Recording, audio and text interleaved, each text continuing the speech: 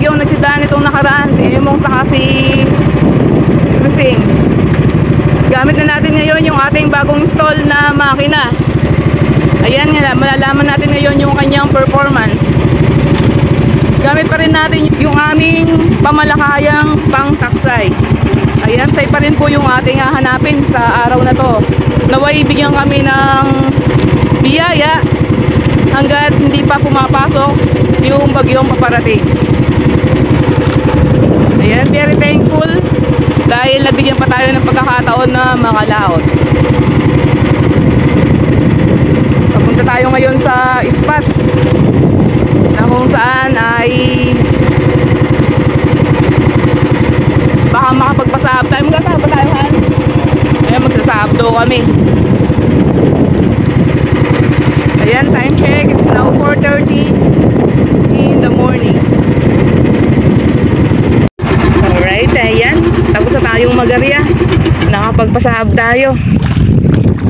At mamaya pa ng konti nito tayo magtitimbog. Ayan, nagpatay muna ng makina si Oshino. And thanks God, wala tayong na-encounter na aberya. Sana may laman tong spot na inaryahan natin dito. Bali nasa gilid lang din tayo. Ayan, sa tapat namin.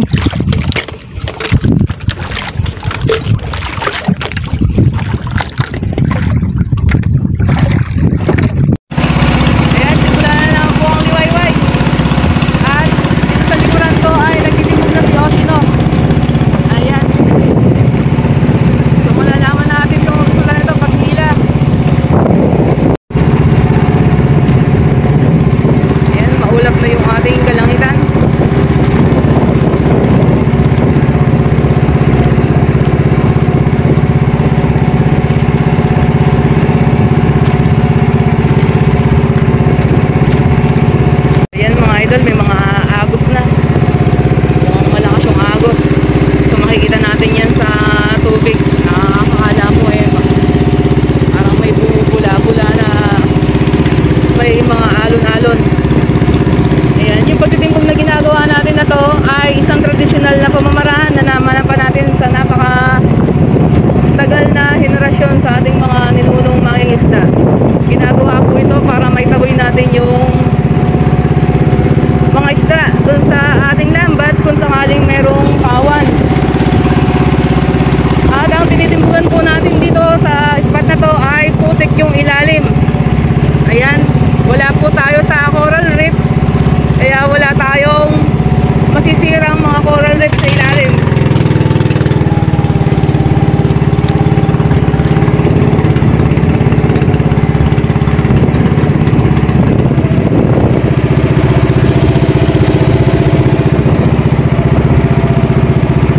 Bali yung lalim po ng inarya namin dito ay nasa 25 to 30 dipa.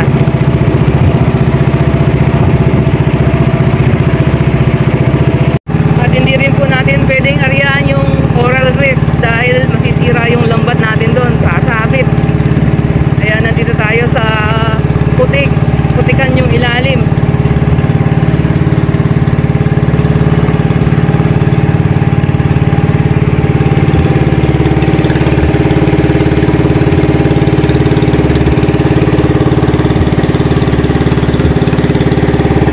Alright, yan. Hihila na si Oshino. So if ever na maganda yung tingin natin ay isushoot natin. So dalawa lang po kasi kami ni Oshino dahil maghihila din po ang inyong lingkod.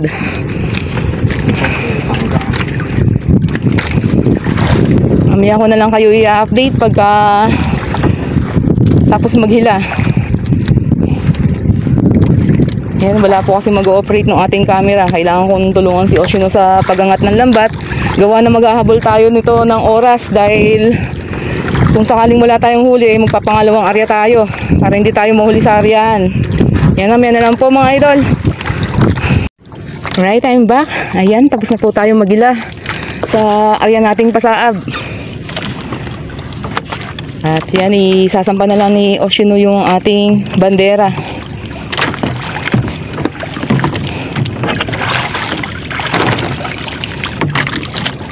At eto yung ating kinuha. Puro tubig.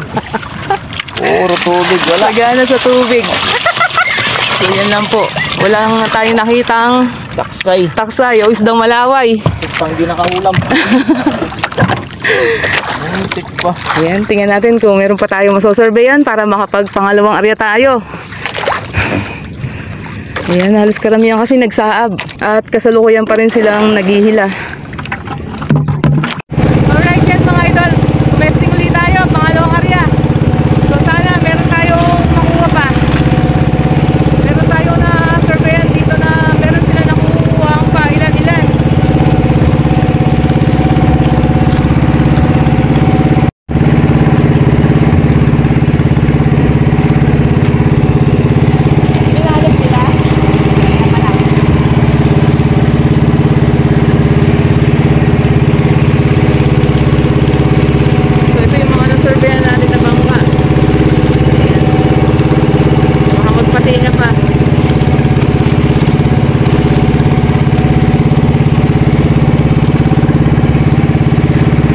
Tapos na natin hilahin yung pangalawang area natin.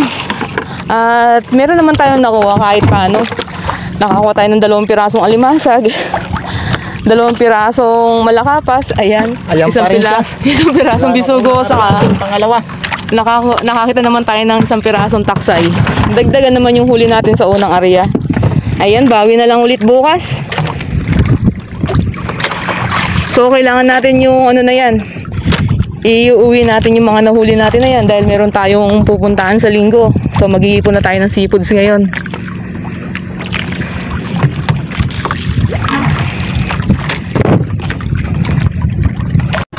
Alright, let's go.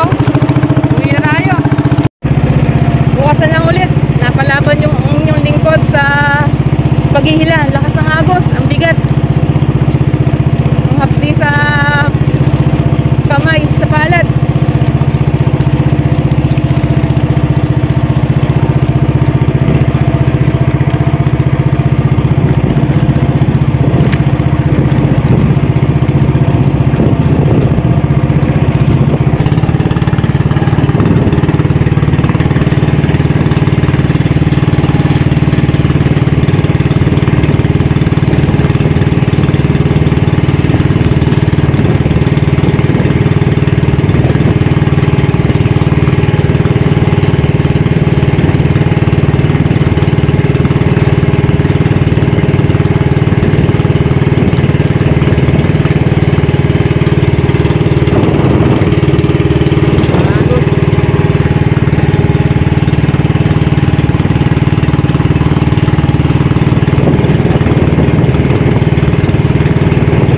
Right yan, nakabara na tayo.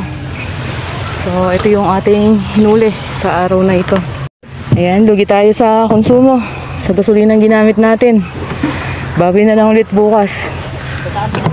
Ayan. So ito lang yung binigay na biyaya sa atin ni Haring Dagat ngayon. Bukas na lang ulit.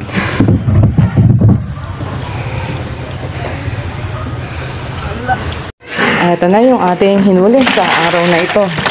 Ayan. Meron na tayong pang-stock para sa gagamitin natin sa linggo. Dadalhin kasi natin itong mga to, kaya kailangan natin ng mga seafoods. Ayan, halo-halo. So yun yung mga nahuli natin sa 2 area.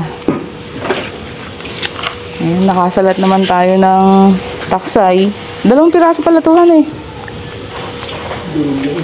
Yun, kinain ng alimasag tong isa. Kaya sabi namin kanina, 1 lang.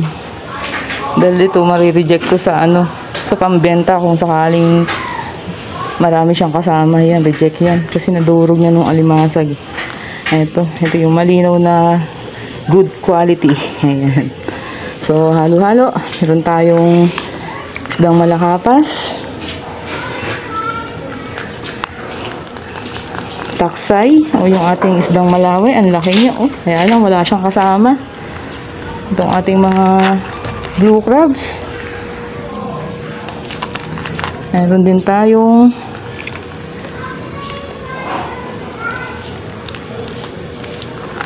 lakaa.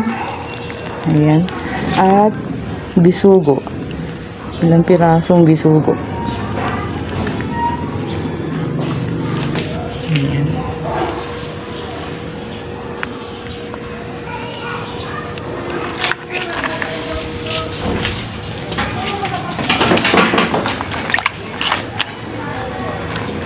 Ayan, ang lalaki ng alimasag natin, oh. Siguradong matataba yan.